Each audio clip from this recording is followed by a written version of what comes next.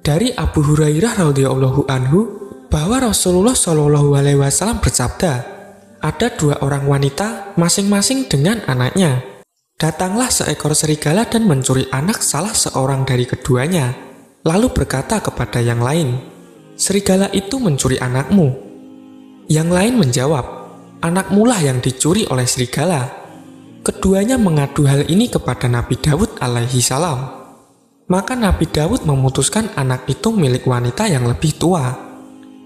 Keduanya pergi kepada Nabi Sulaiman alaihi salam dan menyampaikan hal itu.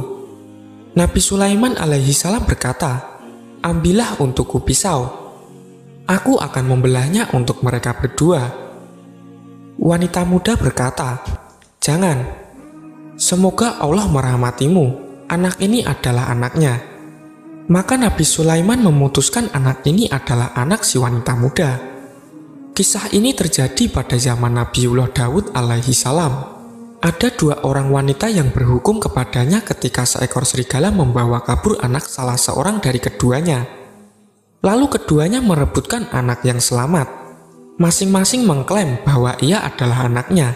Maka Nabi Daud berusaha untuk memberi hukum kepada keduanya.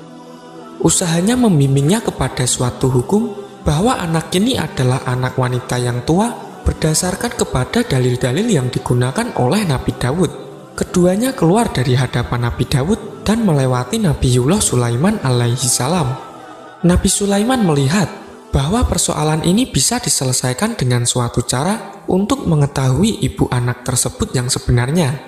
Nabi Sulaiman meminta pisau kepada orang-orang yang ada di sekelilingnya untuk digunakan sebagai alat yang membelah tubuh anak ini menjadi dua bagian, sehingga masing-masing mendapatkan separuh. Inilah hukum yang adil di antara keduanya. Kedua wanita itu menyangka Nabi Sulaiman serius dan pasti melakukan hukum itu. Disinilah terlihat respon dari kedua wanita itu. Ibu yang sebenarnya, yaitu si ibu muda, bersedih terhadap hukum ini. Karena hal itu sama dengan membunuh anaknya, maka dia merelakan anaknya diambil oleh lawannya, sehingga anaknya bisa tetap hidup, walaupun dia